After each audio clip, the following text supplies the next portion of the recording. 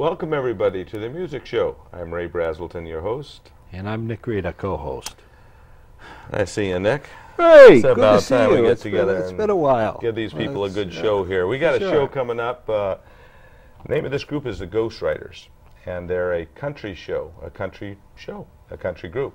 They play probably something I wouldn't say the most modern, up-to-date country. They play like country music, they play right? country music, but they're from all over. They're from Ontario, I believe, also Livingston County and Wayne County, and even a guy out lives in Batavia. Wow. Yeah, they got They people have all musicians over. in Batavia? Even in Batavia. Sorry, Batavia. You're probably a pretty nice little town. I'm sure you are. But they have a group that plays out. Their group plays out from anywhere from Buffalo to the Rochester area. They stay within a 2-hour radius of where they live. Right. So all in that area. They play at where I reviewed them was actually at the Finger Lakes Gaming or Finger Lakes horse racetrack over there. That's where I reviewed them. They had a great following over there. They're a pretty classy group, pretty classy. They have country. a steel guitar, don't they? Yeah, just adds so much to the country music. And on top of that, we talked them into doing a showcase with us. Yeah, that'll with the be steel nice. guitar, Yeah, and you'll have that to stay tuned for that. Stay tuned for that. So you want to stay in for that. Of course, we have our Uncle Nick's Corner as usual. Yeah, we're going to do a thing on chord voicings. Look into a little tune called "Lady" by John Denver. Don Denver. Oh no, John Denver. John Denver. Right. And basically a real fun show. Yes. So if you stick in, they all are though, aren't they, Ray? Oh, especially with us. We just make it that way, I guess. Certainly, right? Certainly. Right. So guys, we'll see you. Okay. Stay tuned. Stay tuned. Don't Watch the touch show. that dial.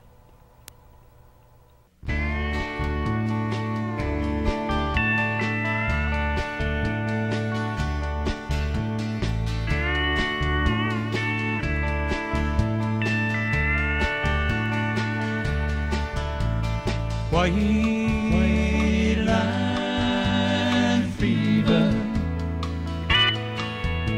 sickness born down deep within my soul. White line fever, years keep flying by just like a highline pole. I got some wrinkles in my forehead. They show the miles that I put behind me, and they continue to remind me just how fast I'm growing old. I guess I'll die with that fear down in my soul. White line fever, sickness born down deep within my soul. White line fever, years keep flying by just like a highline pole. Well, I wonder what makes a man keep pushing on. Why must I keep singing the lonesome highway song? I've been from coast to coast 100 times or more. Lord, I ain't seen one place that I ain't been before. White line fever, sickness born down deep within my soul. White line fever, the years keep flying by just like a highline pole. White line fever.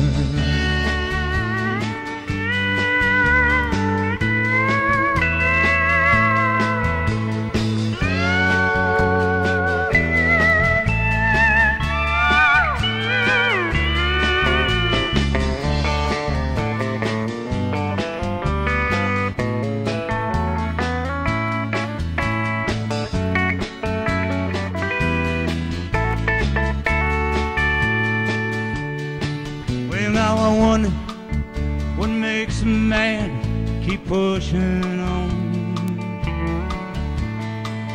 Why must I keep singing all the lonesome highway songs? I've been from coast to coast 100 times and more,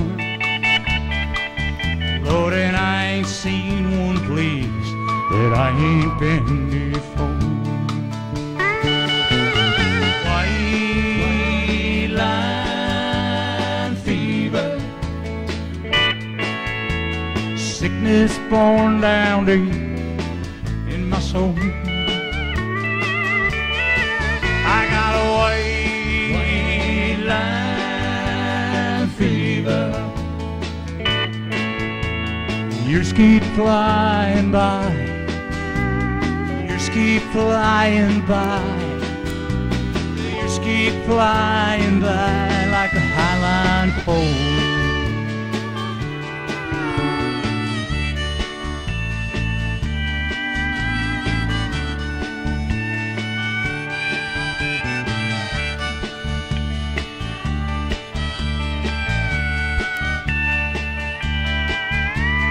White line fever, rolling down the highway. White line fever, keep trucking on.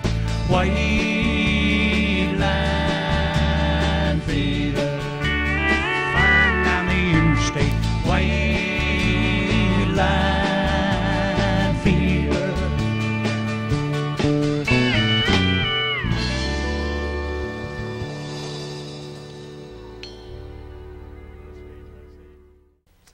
Welcome everybody to the music show and our interview session of the show. We have for you ghostwriters from all over this area, including Buffalo and of course Ontario. I guess we got one person from Ontario County, Livingston County, and we're here to enjoy ourselves today with some, I would call country music, but I think that they might call it more than that.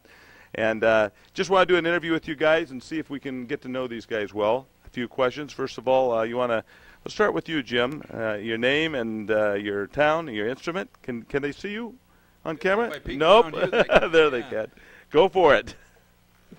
Jimmy Duval from Farmington, New York. I play the pedal steel guitar with Ghostwriters now, going on about 14 years.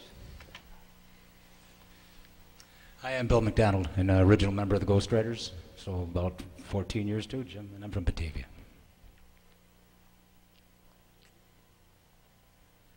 Hello everyone, I'm Bill Pitcher, original member of the Ghostwriters from Batavia also. And my name is Jim Sweet, and I'm from Buffalo, and I've been with the Ghostwriters about 20 minutes. Well, Jim Sweet's done a pretty good job for 20 minutes, and actually, the drummer, go for it. Your turn. Bob Norton, Batavia, New York, been playing with these guys now for, what time is it? No, about 7 years. Okay. So you've been around for a little while, huh? How long? When was it actually originally started, Ghostwriters? Oh, the springtime of 1994, I believe. And so most of you had been in it since then? Yeah. Sounds like it, yeah. It was the combination of a couple of bands at the time. There were a couple of members of each band who wanted to leave and do other things, and that left the Ghostwriters. For the it was perfect fit, and that's the way it continued. Well, you guys do play all over. I know that. You were reviewed over at the Finger Lakes. I guess they call it gaming. I call it the Finger Lakes Racetrack. But in any case, that's in Farmington, isn't it? It is. But you guys play in different places, casinos and different joints like that around all over the New York. Don't you play another one in Batavia for any chance? Or do you do Buffalo? We do the Buffalo Seneca Niagara Casino, and then we go to Allegheny and Casino in Salamanca also and play. Wow. That is a kind of an upclass type place to me. At least it beats some of the places I'm sure in the past you've been at. We end up being a pleasant distraction, we hope. Well, I had a few questions for you so that the audience can get to know you a little bit better and maybe even get to find out where you play and follow you. One of the things I wanted to ask was you tend to portray country, but I think they do a little bit more than country. If I'm not mistaken, there was a little bit of classic rock done when I was over at Finger Lakes. What kind of music do you do in general, as a general rule? Can either one of you tell me on that? Why don't you take it away? It's in the country vein, definitely country, the more traditional style than the contemporary. But you do get people that request a classic, and you get right into it. Well, we kind of cover a lot of songs. We've been doing it a long time. Right, I guess so. Well, then there's also a question I had for you was the favorite country artists that you guys tend to portray. Is there any particular ones, or are you just the whole spectrum? Well, we have lots of influences, outlaw influences and traditional country influences. And sound like quite a bit. My father played a little bit, and I was influenced by who he was influenced by. So yeah. Well, the steel guitar, the pedal steel, plays a lot of older country, doesn't it? Generally speaking? It fits all over the way Jimmy plays it. Yeah, good. Yeah, Jimmy, he's always overplaying. Yeah. Well, thank you, Bill. Jim's going to do, actually, Jimmy's going to do a showcase for us in a little bit. He's even going to overplay tonight, right? Well, he overplays just fine, Jim. Don't let them bug you like that. Now, I was going to also ask you, when you do these shows, do you find that the mix of country and classic works sometimes, or is it, as a general rule, odd? Works for us. We play from the heart, and that's where our heart is. Unfortunately, sometimes we end up being the alternative country band when we're playing country. Yeah, yeah, that's the newer country, I think, is a nice style country too. But yeah. I personally like a lot of it, but I think I'm partial to the older, but I do like the newer stuff too. You guys do a lot of the newer stuff, or? On occasion, we'll pick up a song we like for line dancers or somebody. But good. We'd rather play our own original music too, which we do. Okay. Well, the originals are real nice. I think you're gonna hear a lot of the originals, and I think you're gonna appreciate those a lot. They have a little bit of swing to them. It seems like a little bit of sound, and thanks, I think we really enjoy them. Now, the other thing I was going to ask you is the kind of venues you play, these ones that you've been playing recently, how do you find these better venues like this? You just got a good manager, or what? We do it all internally. It's all internal? Yeah, we do it. It's all self-sufficient. We do it all. Well, we work occasionally with an agent, but most of it's done. So you just, somebody mentioned to you to come on over to the racetrack and... With the years that we've been doing it and the reputation we have, it usually finds us, but sometimes we have to go out after it. But we have no problem playing 130 to 140 shows a year, so every year, we've done it every year consistently. We do gazebo concerts in the summertime and play for firemen's carnivals and in a wide range of things. All over your, like from Batavia to Buffalo to this area? Within a couple hours traveling distance. Yeah, that's neat. So you're very versatile. Also, your main audiences, they tend to be country, I assume? Or just everybody, every walk of life? We find all kinds. The dancers tend to like to, not so much the line dancers, but the regular two-step dancers and the boys dance with the girls type of thing. Right. They like to come around where we're playing. Okay, and that is for mainly country, you'd say? We play... Whatever we play, swing, they dance to it. Right. We just got a good beat. Bob keeps a good beat. Pitch plays a good bottom, and then the people like they. Yeah, and with a steel guitar, it sounds country. Yeah. So whatever we do has a Ghost Rider flavor to it. I get paid anyway. Well, as long as you're paid, I guess you can't complain about that, right? Mm-hmm. You also have some CDs, and I wanted to get to those. And I'll mention to you that they'll put it on the bottom of the screen. I think we'll hold those up eventually here and get them so that everybody can see them. But you have like 4 CDs that you've done. When was your first CD made? It came out in '95. It was mostly all originals from Bill's vast musical experiences and a couple of my tunes. And then we have Ghost Riders in the Sky on there too. But that came out in about the first year after we got together. We went in the studio. And then you made 3 more since then. Now, can you tell me a little bit about them and when they were made? Well, Bill had some more songs on the burner, and one was called Still Pickin'. Mm-hmm. Still Kickin'. Oh. So what we did is he had a song called Still Kickin' about a rodeo fella that was getting on but still doing it, and that's what we were doing. So we made a CD about that and included some cover tunes on that people like to dance to. And what's the name of your latest one? Our latest CD is called The Highway, and it has some originals on it, plus other songs that we've learned to like along the way, and people have liked the arrangements of. And you do a lot of them at your places that you play out. Oh, yeah. And you can get these CDs. Do you have like a website or a email or contact number of any sort? Could you give us that? All that. GhostWritersOnline.com is the website, and once you get there, you can scroll and you'll see the gigs and where you can purchase CDs. But you can also get them in all our gigs. Okay. So when we perform, we bring them with us, and they're on sale at the gigs. Yeah, that's a good place. We have our holiday CD, which that's is the what I was fourth just going to ask you. You have a holiday CD, and is there a particular name just called? It's Greeting the Season, and 10 nice, recognizable Christmas songs. Right. Good for the kids and kids of all ages. Well, there you go. They can do songs for kids of all ages, from 8 to 80. So I think you'll enjoy this group if you get a chance. Get out and see them. Do you play at? What are your main venues recently that you've been playing at? Also, can you mention a few? We were in West Virginia 2 weeks ago. Well, Shepherdstown. If there's somebody in West Virginia watching, come on down. Right. But we get all over. The best thing I would suggest is check the website if you don't get a schedule at one of our shows, and that's updated regularly. And just check it out and come on out and have some fun. Okay.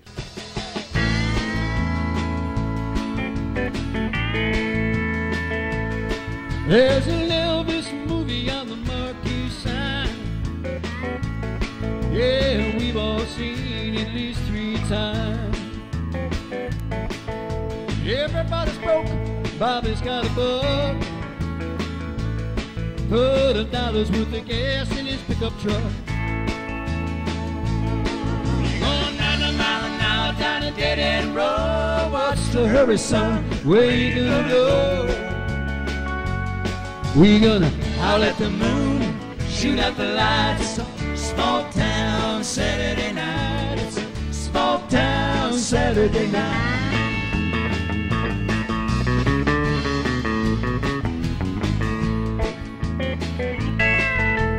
Lucy's got her lipstick on a little too bright.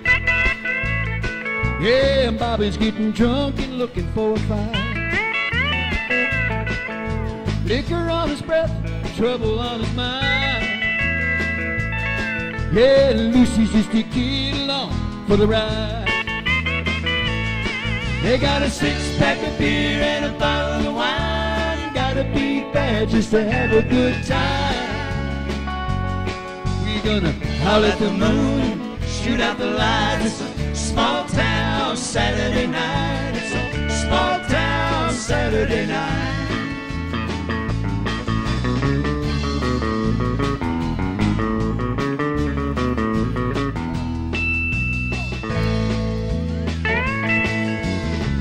Told Lucy the world ain't round.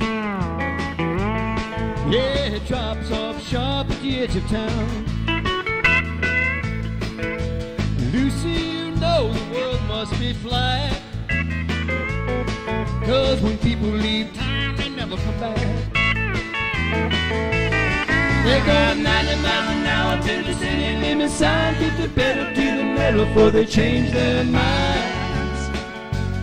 We gonna howl at the moon, shoot out the lights. It's a small town Saturday night. We gonna howl at the moon, shoot out the lights. Small town Saturday night. It's a small town Saturday night. It's a small town Saturday night.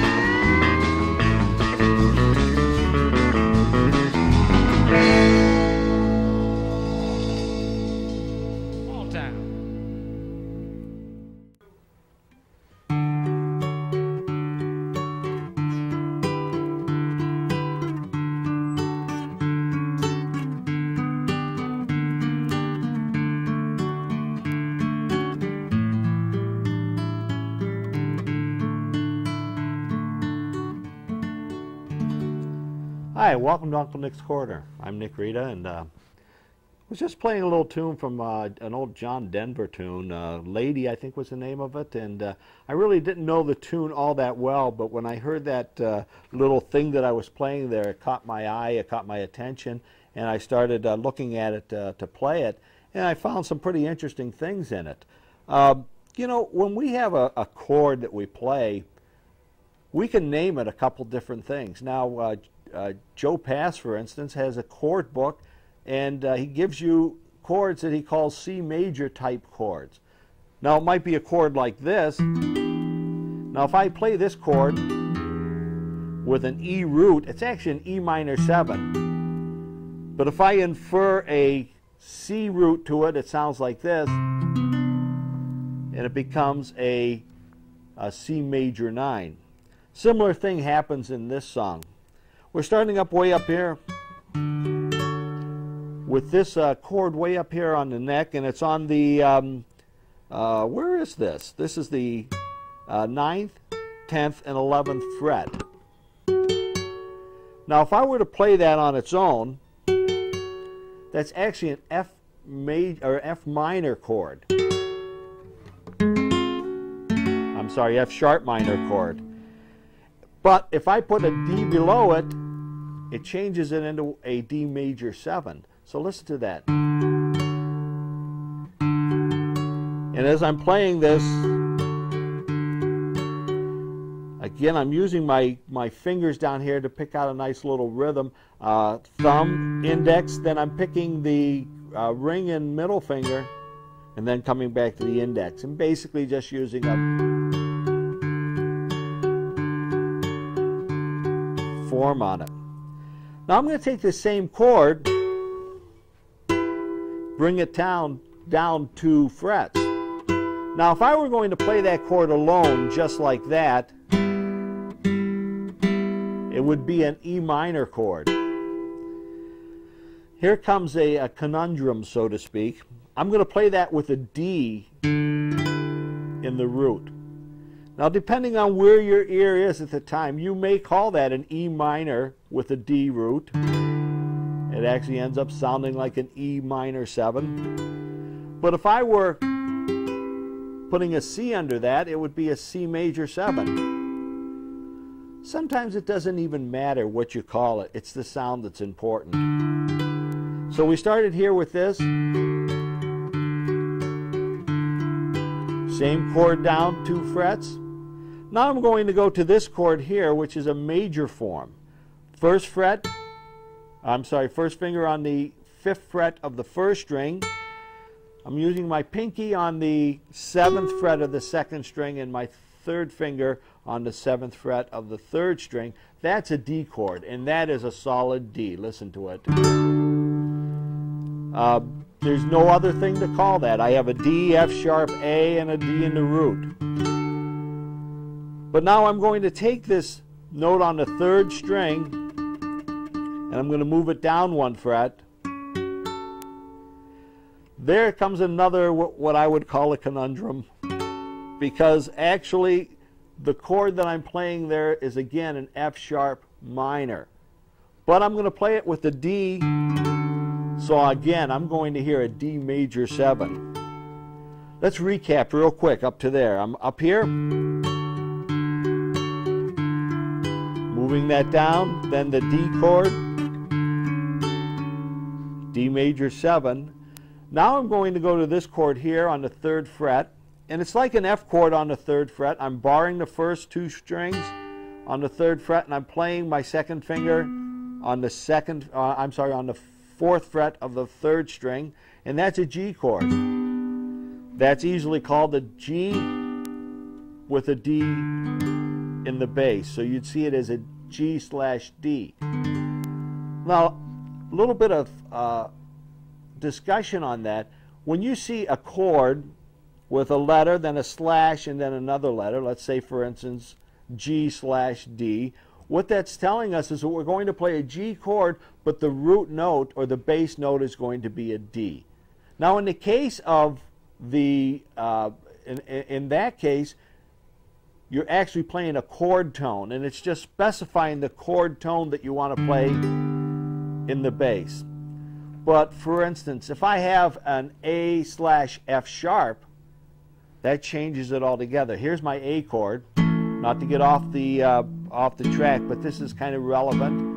And if I want to play an F sharp here, it's going to sound completely different. Listen, here's the A, here's the F sharp. So it gives it kind of a different sound. It's almost like a discord. And usually what you see is that's like a passing tone to a different chord. You might hear that into an E minor or something like that. But that's what we call a slash chord or a chord slash root. So that's what it's telling you. So getting back to the song, I have a G chord on top, but I'm specifying that D in the root. Now I'm going to bar all three. Now there I went from a D major to a a G major to a G minor chord. But the D is still in the root, and that has a nice sound. Listen. Now I'm going to go to just a regular D chord. Then I'm going to bar the first three strings on the second fret. That's a D major. Now without the D in here, it would actually be an F sharp minor, but here it's a D major 7. So, and now I'm going to an A7 chord, back to the D. That 5-1 resolution you hear so many times. Actually, that 5-1 resolution is kind of like a comfort food. You know, something that when you're kind of edgy and you want something to eat, there's only just the right thing to eat. For me, it's actually pasta, you can tell. But at any rate, this 5-1 is such a comfort. We're in a chord of tension, but we're resolving it. We can even make it a little sweeter. Put that there. Let me go through that whole thing again and listen to it. So I have the D major 7, down 2 frets, D, D major 7, G, G minor 7, D, D major 7s, A.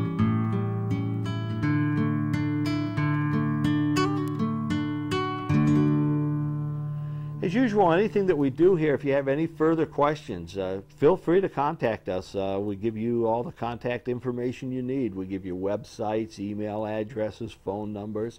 Stop by and see us. I'm always willing, if I'm there, to answer any questions you have. I really enjoy talking about the guitar and just enjoy people who enjoy the guitar.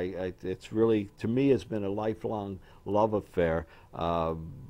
Only second to my wife, you know, and I had to say that. But anyway, it gets me out of a lot of trouble. Until next time, we'll see you again. Bye-bye.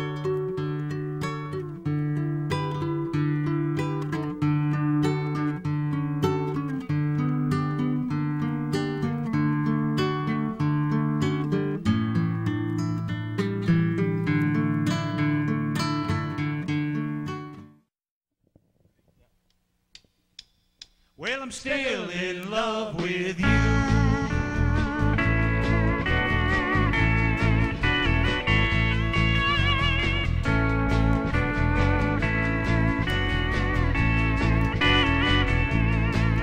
And Rosalie, you got the wheels turning in my head.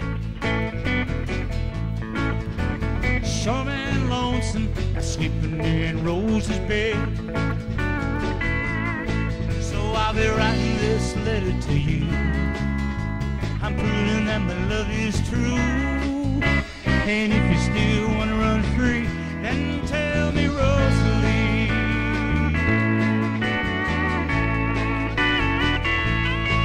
When I'll wake up dreaming, see you dancing with your blue jeans on. And in my sleep I hear the music that carries me on.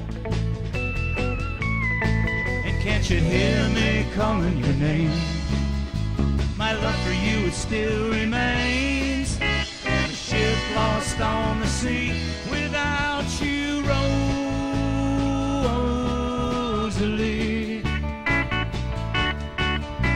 you still in love with me?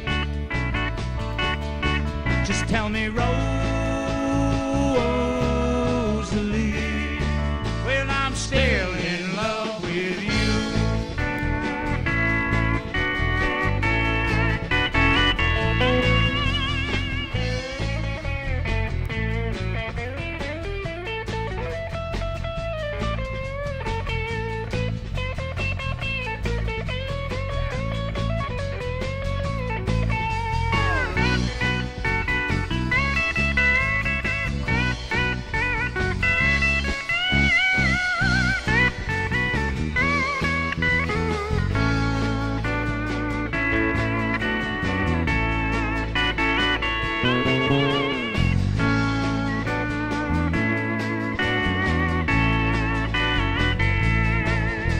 You answer me, baby.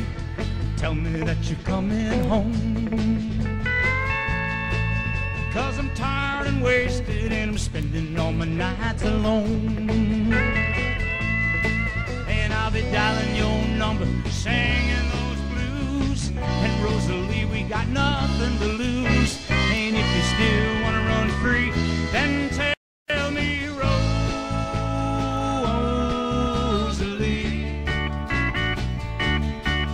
are you still in love with me? Just tell me, Rosalie. Well, I'm still in love with you.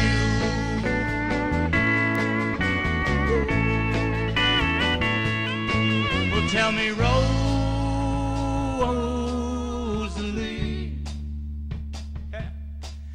are you still in love with me?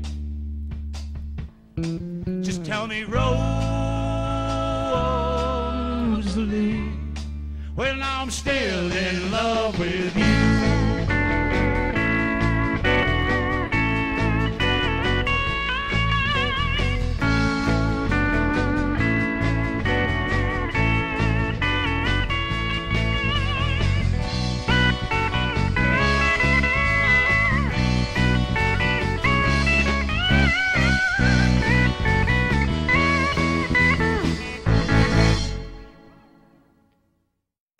Welcome again to the music show and our showcase section of the show that we have Jim Duval with us.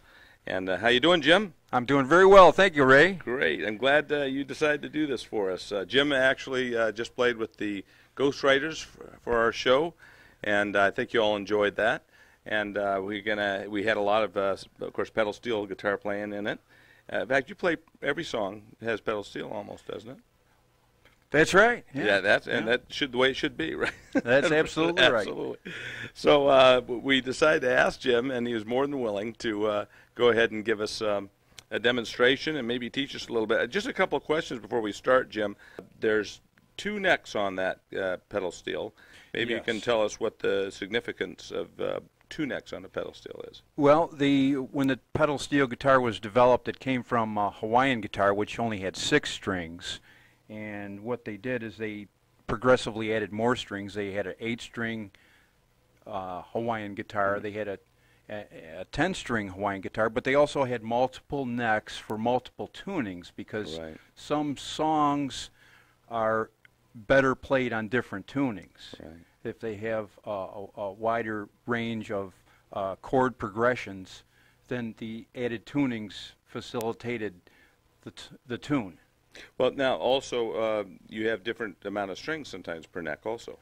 I don't know on this one. This is a double 10. Okay. They do make a single 10, and I'm playing primarily the E9th tuning, which is the Nashville tuning. That's what you hear on the radio 99 out of 100 times on the radio is the Nashville tuning. There are other tunings, the C6 tuning on the bottom neck. That's more of a jazz and swing. You hear that in Texas swing music primarily. I chose to stay with the E9th neck, and there is a knee lever that detunes this neck, and that gives me a swing sound. Well, you're talking about a knee lever. Can you kind of show us what you're talking about as far as a knee lever? Yeah, let me go through the strings here so you can hear what this E9th chromatic tune sounds like.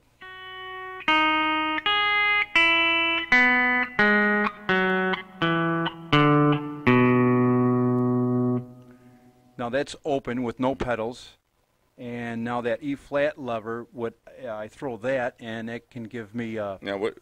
Yeah, knee on the that knee. knee there. Okay, I see it. Mm-hmm. Yeah.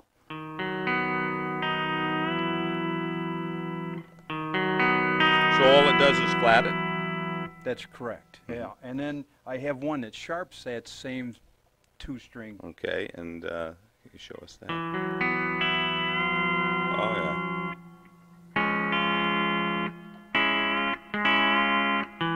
How often do you have to use that knee lever when you're playing a song? I use it to transpose from one chord to another, or to find another position for the same chord.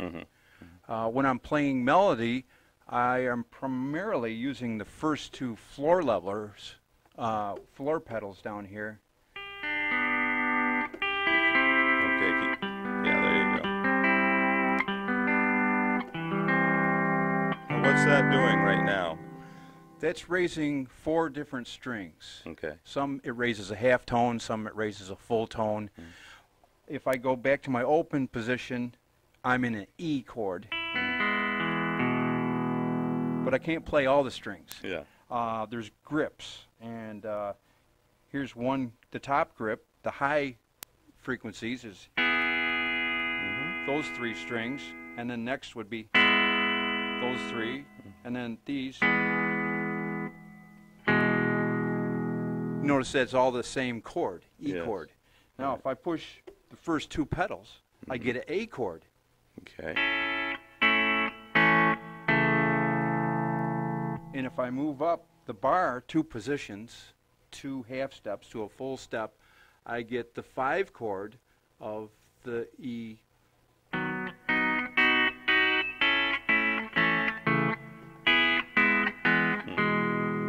And a lot of songs only use those 3 chords.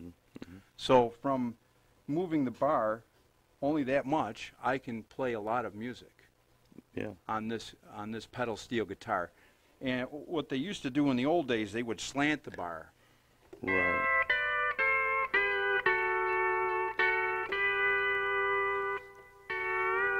Okay, you have to do that with dobro a lot. You have to slant the bar because, of course, a dobro is the guitar that kind of sits in your lap. Right. And they doesn't have any pedals, so they slant the bar. And they use a different style bar that's easier to maneuver.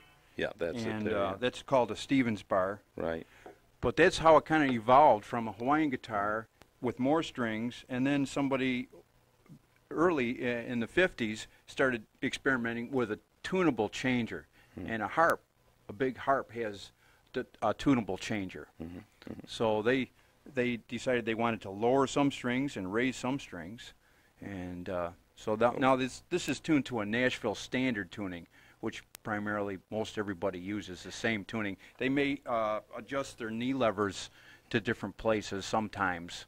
I just noticed that you were doing a lot of movement with your knees at the same time. You had like 3 foot pedals, 4 knee pedals. That's correct. And then you have a volume foot pedal. That's right. And I noticed that all going when we were demonstrating on the show. And just want to know, like, you use those together at the same time a lot, or is it all done separately, individually? That's what I noticed on the camera. Was you wouldn't do that all at the same time. You just have a bunch of noise, right? Right. Well, they have to work together, and that's part of the skill of the instrument, is getting in your hands and your feet to work together. Yeah. And it's a lot. That is a skill, because it's muscle memory. Yeah. You know, it's like playing a sport. You know. I was thinking like playing an organ. I don't know if you ever see anybody on an sure, organ. Kicking the bass keys all with the feet. Yeah, right. Same idea. If it was me, it would be a mess because I'm not coordinated that way. It would be all of them being thrown down. So you do have to have the talent and the skill to do that. Yeah. How'd you learn to play? I started out playing 6-string lap steel, all Hawaiian music. and my brother played acoustic guitar and electric guitar along with me, and we used to play nursing homes and hospitals and things like that. So you just learned little by little on your own, or did you have any teacher work with you a little bit? I did have some teachers, and more recently, in the last 20 years, there's online and mail order tablature and instructions that you can buy. There's quite a bit of instructional material out nowadays for pedal steel guitar. Now you use, actually you have a plastic and metal finger picks there, if I'm not mistaken. Yes, I'm using a plastic thumb pick, something new I picked up in St. Louis. I liked it. You don't have to go to St. Louis for those. No. I've had those. Oh, you do? Okay, yeah, very so good. You know. And then real stiff, I like the very stiff finger picks. Are those national? Well, there's something else. I don't know what but they're very hard steel. Yeah, they're very stiff, so you can really dig in and get a good tone on the string. Okay, so the thumb would be a different tone than the finger picks. Right. I don't believe I've ever seen a metal thumb pick, but they've been a plastic forever that I can recall playing the Hawaiian. And I'm using 2 finger picks. There are a couple of steel guitar players that have trained their third finger as well. Wow, that's amazing. I hope you guys have enjoyed this showcase. It's been interesting with Jim, and Jim, we do thank you so much for showing us. And everybody, I want you to stay tuned and hear some more good music with these guys. Welcome, Nick Rita. Welcome, Ray. Glad to be here. We got a group that's giving us a great show today called the Ghost Riders, and we have to start with our mailbag question. Mailbag first, right? Yeah, and this was a... We just had a guy ride in on a pony with one. Pony Express mailbag. This was about the. He was asking about the different strings setups, wasn't it, for guitars? Something he said. The way he phrased it was that the regular guitar is 6 strings and a regular bass is 4. Right. But they also have heard of multiple strings, like a 7-string guitar and 5-string bass, and of course 12-string guitar also. So that's, he was just wondering, what was his question on that, Nick? Yeah, well, he wanted to know a little bit about the other types of instruments. Like, for instance, a 7-string guitar basically is used with a lower B string, a thicker B string, and that's so that a lot of jazz players use it so that they can get those low-end bass runs as they're doing, like a boom, boom, boom, boom, boom, boom, boom. And they play the bass along with the rhythm. It gives them a little lower end. And I think as soon as the guitarist did that, some bass player said, "I need a low string too." Right. So then he made a 5th string that's a B string lower than the low E on the bass, right. So that you can have a 5th below and play the low end bass to accompany the low guitarist when he's playing. That makes sense. But also, it came to mind that with today's synthesizers and keyboard possibilities, right, they have very low subsonic range, and so the 5th string on the bass helps connect that to the song a lot of times too. So. Of course, a 12-string guitar uses courses of strings, double strings, right? The first 2 are unison, so the E and the B would be 2 E's and 2 B's. Then the 3rd string, the G, would be a G and a high G. Is it a double octave? It's an octave. I think it's just 1 octave. 1 octave. Okay. So, and the same thing with the D, the A, and the E, right? So that's what gives it that ringing sound. But that's pretty much the size of that. Yeah. If anybody has any other questions about this or any other similar questions, any questions, we would tenor. You can always email us, and it'd be right there on your screen. You can email it to us, any question that would in any way help you or help others to learn more about the music business in particular. And so do that. Anything technical or musical, anything. Or musical, anything. If we don't know, we'll you don't find need out. to know. That's right. So, guys, you're showing us a lot today, and not only with your showcase that you did, but some of the other songs that you played. Years of practice, years of playing out. I imagine you've been together for over 14 years, or not all of you, but most of the band. How many years have you actually? 14. 14 as the Ghost Riders, but one of the things is Bill, Wild Bill and Jimmy played together back in the 70s. Oh, I forgot about that. Yeah.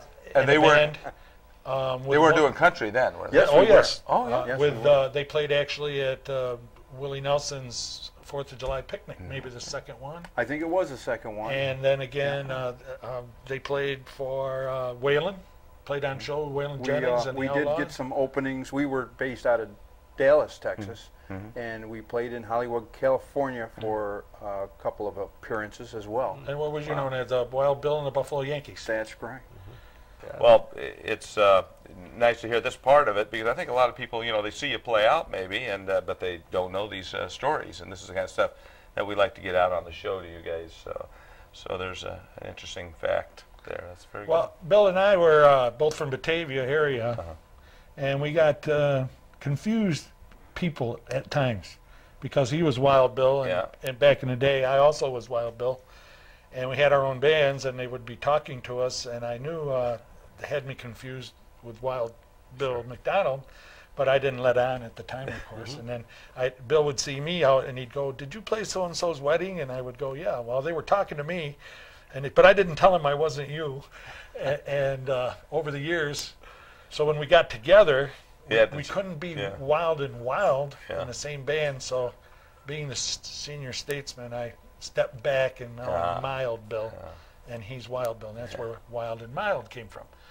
But that's two different musical organizations over the course of 30 years that people were identifying with, and now they're totally confused. Yeah, it's neat that you've been together that long. So many bands break up like that they do these days, especially. It's tough. The dynamics and the volume wars and the travel wars and who's going to play what and sing. Now, I noticed that on one of your banners that it said, we were talking earlier at the interview, I think, about the kind of country music you did.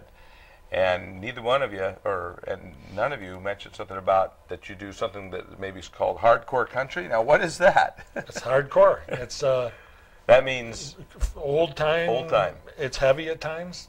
Twangs. It makes you want to tap your foot and dance. And have fun. And it's transgenerational. Yeah, sure is. Because it's the roots. But still comes back. The guys I used to play with years ago, American Country 4, but moved on to this, comes from the heart. And these guys comes from the heart. Well, the one thing I notice about them that's fabulous is that you guys have a great harmony, and you also take turns on your lead once in a while, don't you? Is it supposed to? Yeah, that's right. Well, I noticed different people taking leads. Sometimes they take more of a turn. Are we doing that tonight? 3 lead singers now. Yeah, that's right. We got 3 lead singers. But the harmony is really good, and your balance is really nice. The drummer never gets a chance to play the lead. That's right. No, I never get nothing. He's got a line on our Christmas album, though. Oh, really? Yes. That's cool. Well, talking about your albums, you've got 4 albums, and I know I think you said you did one 19. Your early one was 95 or so. Came out 95. Then one came out around 2000. Right. Can you give me the names of them? The 95 one was. The first one was called "Anytime, Anyplace, Anywhere," and it's one of the songs on there. Just hold it there, and maybe you can get a quick shot of that. Yeah. But this was a concept when the band got together that we would play our own music, and Bill writes a lot of tunes, Bill McDonald. So 11 of the songs on here are originals and his, and I had a couple that I had put together over the years, and 2 on there are Mild Bill's, and then we bought the rights to Ghost Riders in the Sky so we could include the name and the tune. Good. So that's 14 very eclectic, hardcore country songs about things that country music are about. Now, what was your second one there? Second one, Jimmy. The stuff that you do is original, by the way. When you play a gig. When we play a gig, depends on the audience, but we like to throw at least a song or 2 every set in, so half a dozen different numbers. And then some gigs, if we know the people, they request them, so we end up playing a lot more songs. Hey, Jim, tell us about this one. Well, this is our second album, and it's called Still Kickin', Still Pickin', and it came about from Wild Bill meeting somebody at a rodeo saying that his buddy was still rodeoing and Wild Bill was still singing music. So we've got a nice variety of music here. We've got some Western swing. We've got some blues. We've got some original songs. We've got an island song here that's kind of Hawaiian, which I particularly liked. And of course, Still Kickin' is an original named song that we included on here. And all these albums are available wherever we play. And then we have another album there. This is the first CD I worked with when I was working with Ghost Riders. People wanted us to do some holiday music, and so we decided to put this together. And this is actually the only CD where you're going to hear my voice because I don't add any vocal. So I got to be the voice of Santa Claus on Rudolph the Red-Nosed Reindeer. So that's the only time you get to hear my voice. Thanks, guys. And your line Thanks, is? guys. My mom loved it. And your line is? And my line, Rudolph with your nose so bright, won't you guide my sleigh tonight? Great. That's my only line you'll ever hear me speak. Well, there you go. If you want to hear Bob on CD, get Ghost Greeting the Season. Yeah. And then you want to tell the one about the Ghost Riders, or did we do? Yeah, this is the one with the electric drums or something. Yeah. Yeah, this is our last CD that we recorded. It's close to my heart because it's my favorite. It's the one I had the most fun making out of the two of them. And I used an electronic drum kit instead of an acoustic drum kit on this set, which was different working with, a lot different working with. But this if this was a vinyl album, I'd have worn a needle through it by now because I love listening to it.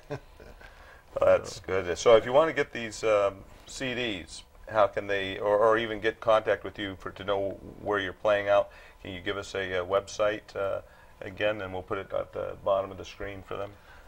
GhostRidersOnline.com. We tried for GhostRiders.com, and you get some bikers group in Georgia. Don't do that. So we had to add online, and that's not too bad. GhostRidersOnline.com, and it's will come up, and you can surf around and see what our store is like, our gigs, where we're playing, background on the band. You can listen to the CDs, and then you can purchase them through CD Baby. And you also play. Your places are everywhere in the upstate New York. Roadhouses, cafes, parties, gazebos, beer tents. Yeah, but you played. Bar mitzvah we haven't done yet.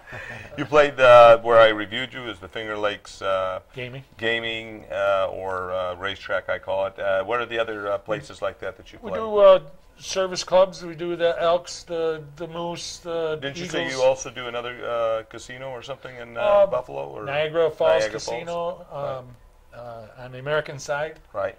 They have a wonderful venue where we play above the bar. Yeah. In the Club 101 it's called. Okay. And then we play down in Allegheny and Salamanca at the casino, which is a little more intimate, stage similar to this, right next to the. Do they have electric down there? Oh yeah. Oh wow. Yeah. Anything that'll get people to come and play so that they can get their piece of the action. Well, I have one last question, and that is whose hat is the best of the three of us? Take a shot of us there. Mine, right? Vote. Let's vote. Take a vote. How many my hat? Huh? Come on. Well, I don't think he's not going to raise his hand. We'll have to wait for the mailbag to find out. Oh yeah. There we go. Wait for the mailbag. Send in your cards and letters. The contest. So You like get a the bumper hat. sticker from the Ghost Riders for the winner. There you go. And on that note, we got to say we tip our hats to you guys. Take care. Have a nice one. We'll see you next show. Good night. Happy trails. Happy trails. Yeah. I will love you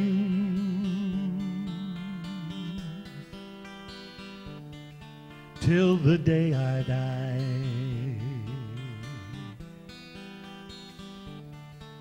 I will love you,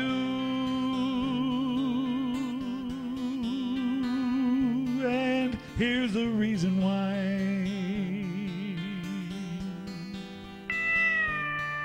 'Cause your heart's so pure,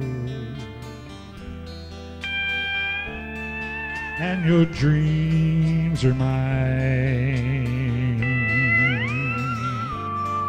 and I love you.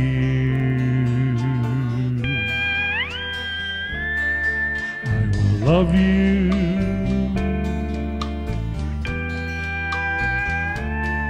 with a heart that's true, and there's only one thing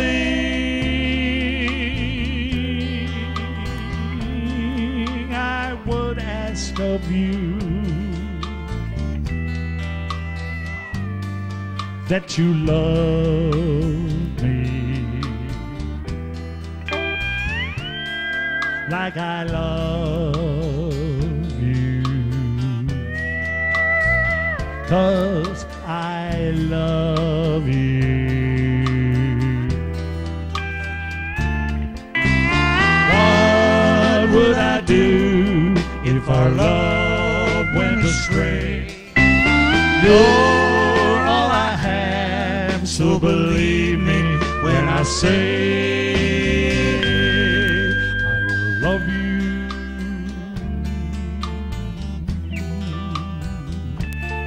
till the day I die. I will love you,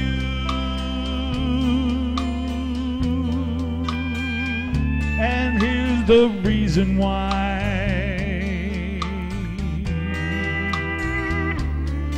'Cause your heart's so true, and your dreams are mine, and I love you. Yes, I love you.